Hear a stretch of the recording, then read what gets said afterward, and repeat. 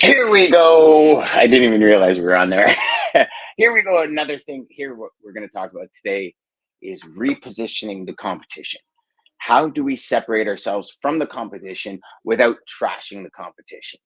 Such a good topic.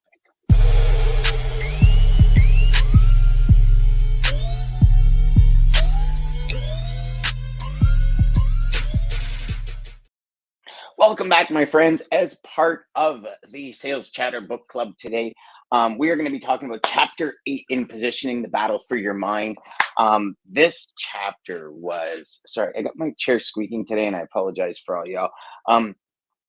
This chapter was really cool, and really cool because I'm sure a lot of you these days are entering the realm where there's a little bit more difficulty getting into companies, right? Like shipping is slowed down. A lot of companies are taking care of their incumbents right now.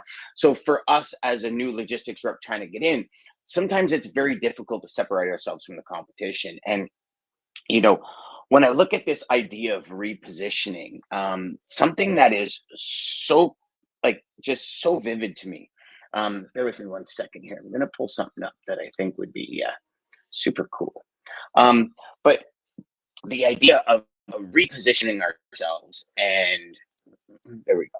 So the idea of repositioning ourselves and really repositioning what we sell, right? So if you remember in the last chapter, we talking about these chronos, right? So these pockets, in essence. For all of you that haven't read the book, a chrono or a gap is a pocket in business where it's this blue ocean is what they call. So you've probably heard the term red ocean, blue ocean, right?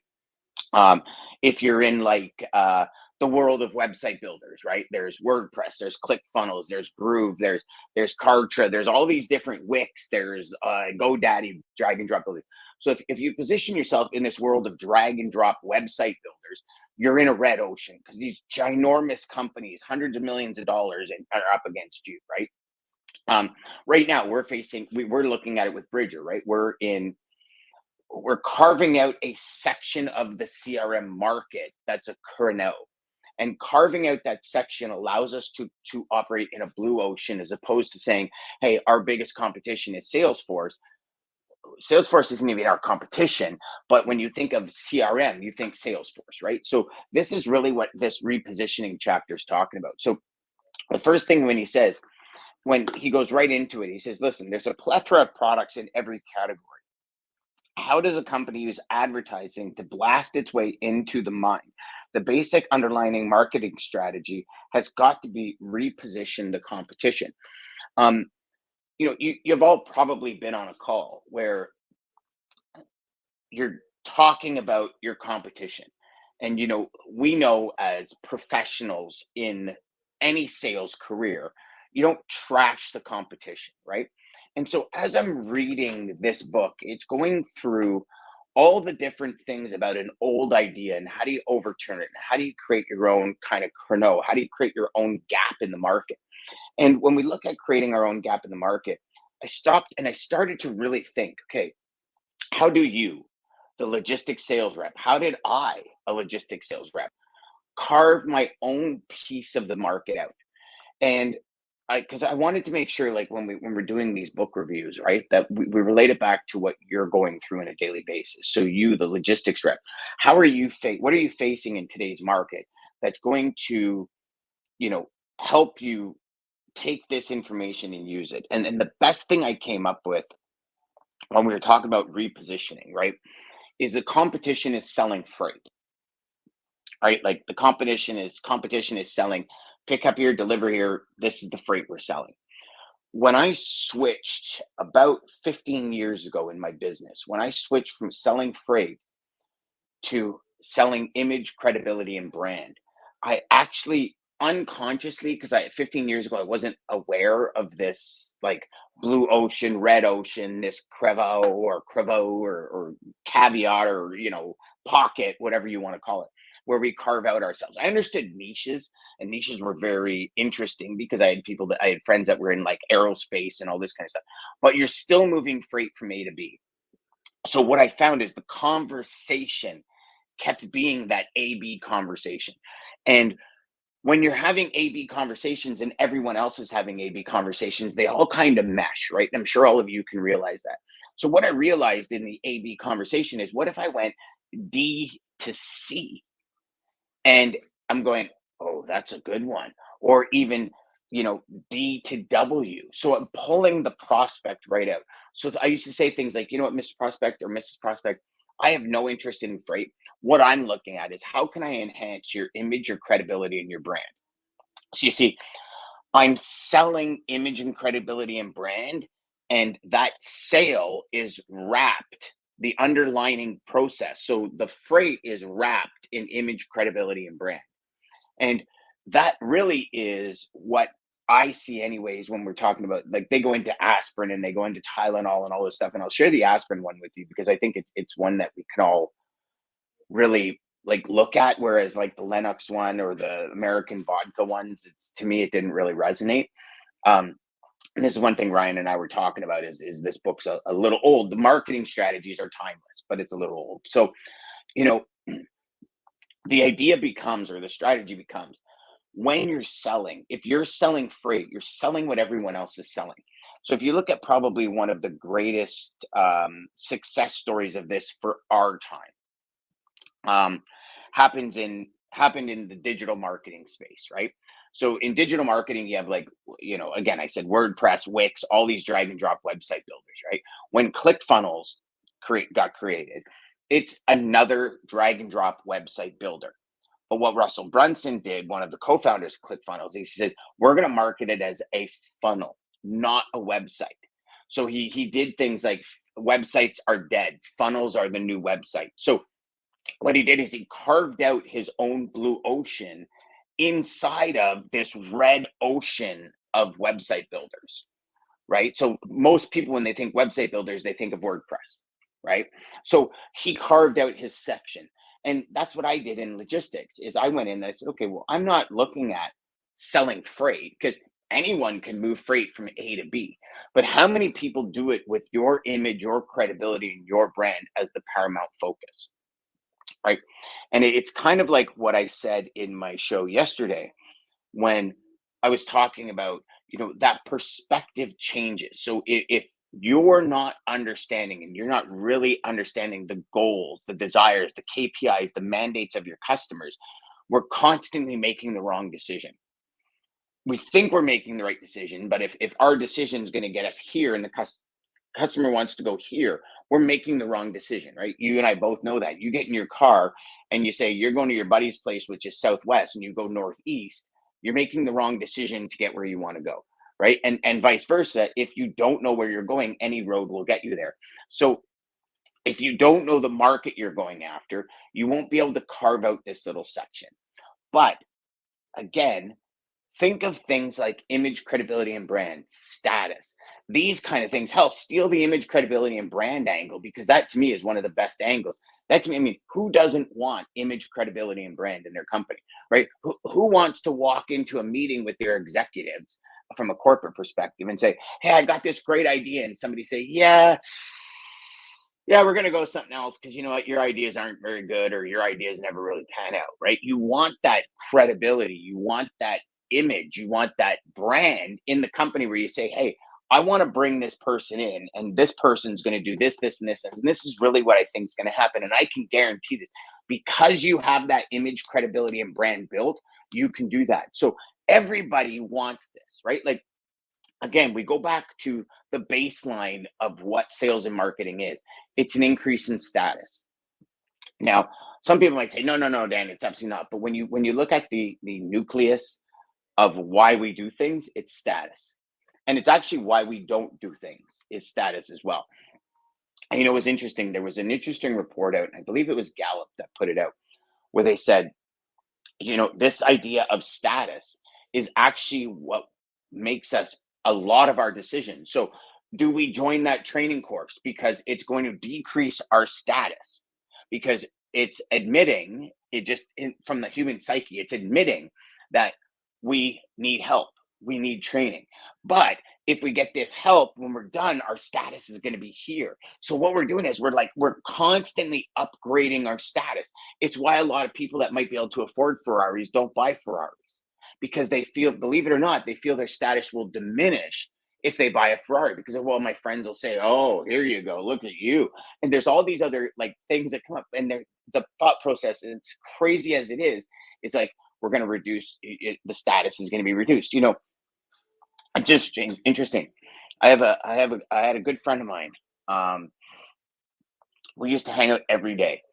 And one of his things was for pretty much his entire life, he wanted a 911 Carrera and he wanted pretty much the fast one. When he finally made this decision, it was the GT4, I think, or GTS4 or whatever model it was. And he went out and bought it. And I tell you, um, it was almost as if he was embarrassed about it when he first got it. And I remember getting in and I'm like, man, this is beautiful. He's like, yeah, but I don't want to take it to work. I go, well, why don't you want to take it to work? He goes, well, the employees are going to think I make too much money. I go, but you're the owner of the company and you've had the company for 35 years. Like if somebody's been working with you for 3 years and you've had the company for 35, well, put in 10 times that amount, put your house on the line, and then, come back and see, you understand the psychology, right? So he wanted this vehicle. This was his dream. This was his desire. And because of a decrease in status, the perception of buying it would decrease his status with a lot of the people in his circle. He didn't get it for a long time until he finally broke that status plunge, and then he started taking it to places. So when and again, this is kind of a sidebar to the positioning book, but it's something you really need to understand as a sales rep is you are dealing in status all day long, every day. Status, status, status. If you can raise your team's status, then that's a good thing. That's a beautiful thing. So going back to the positioning though, is really stop and look and do yourself the favor today, even stop and look and think to yourself, okay, if I change what I sell, because the end result is you're selling freight, right? You're moving freight from A to B, right? The end result with ClickFunnels is they're a drag and drop web builder, but it's all about that front piece of the business. And that front piece of the business is, are they selling themselves as a drag and drop web builder? No, they're selling them as funnels, the way to market and get better customers faster and put customers into your funnel. So they're selling it as a funnel tool to get more business as opposed to a website builder. But in the end, in the essence, the baseline is it's all website builders. So we are sitting here with like 1.86 million sales reps just in North America or something crazy in logistics. All of them are selling freight. So how are you going to carve out that little pocket in the market to sell something else? Right? It's a big reason I created the Sell Something Else masterclass, where you can learn how to sell something other than freight. Freight is the end result, but you're not leading with it into the beginning of the thing, because everyone is selling freight. Sell something else, sell something different. It's Seth Godin came up with the purple cow marketing strategy. Like, how are you that purple cow in the field where everybody goes by and they go, what the hell is that, a purple cow? Like, that's part of the strategy of what repositioning the competition is. Not saying the competition sucks, but saying, like, perfect thing was for Tylenol. So listen to this. Tylenol went out and burst the aspirin bubble. Okay. So what it says here is, for millions who should not take aspirin, Tylenol's ads said this: if your stomach is easily upset, if you have an ulcer, or if you suffer from asthma, allergies, iron deficiency, anemia, it make good sense to check with your doctor before you take aspirin. Aspirin can irritate the stomach lining, continued the Tylenol ad, triggering asthmatic or allergic reactions that cause small amounts of hidden gastrointestinal bleeding. Okay. Now, listen to this. Fortunately, there's Tylenol. So if you listen to that ad or that sales pitch that I just went, they went 60 words before mentioning their product. Okay. So let's look at this from a logistics perspective, right? Mrs. Prospect. My name is Dan. I'm calling from High Performance Logistics Sales. I don't want to talk to you about freight. you probably have a multitude of companies that have their own bent pros and cons. So I'm not putting the competition down, but I'm saying you have your own pros and cons with those companies.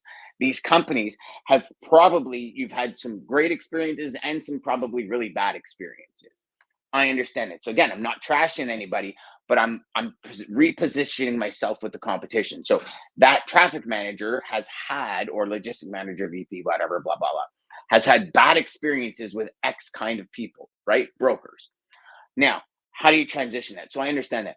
What my focus is image, credibility, and brand. My focus is raising your image, your credibility, and your personal brand in your company. That's the nucleus of where all our decision making comes from. So because of that, we would like to see if you're interested in having a conversation with us. Now, do you see I never mentioned freight? I'm selling their image, credibility, and brand. So what I'm doing is I'm taking the, oh, you might have had this pain, you might have had that pain. They're never directly saying aspirin sucks. And I'm never saying your present incumbents suck. I'm saying this has probably happened. That has probably happened. Have you ever experienced this? Have you ever experienced that? Do you have an easily upset stomach? Do you? And I'm saying that fortunately, I sell image, credibility, and brand. Fortunately, there's Tylenol. So you see, that I believe, especially now, like we are in a position right now in the market. I think I honestly think um, it's one of the greatest positions we can be in as the new generation of brokers. And I don't say that from an age perspective. I say that from a mental perspective.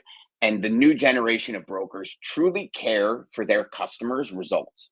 And I think that's what's the difference. If you truly care for your customers' results, if you truly want to help your customers succeed and help your customers achieve their goals, and I suggest that is your approach from here on out. Zig Ziglar said it best. You help enough people get what they want, you will get what you want. Forget about that commission thought. Forget about it all. It will come. The pay will come, but the results need to come as well. And when you have conversations that do not represent what everybody else is saying, those conversations stick out. When you reposition the competition instead of trash the competition, then your results start climbing. So again, this chapter is absolutely spectacular. Y'all got to get a hold of it. Remember, go out there, make every day educational, and crush your sales, my friends. We'll see you next week.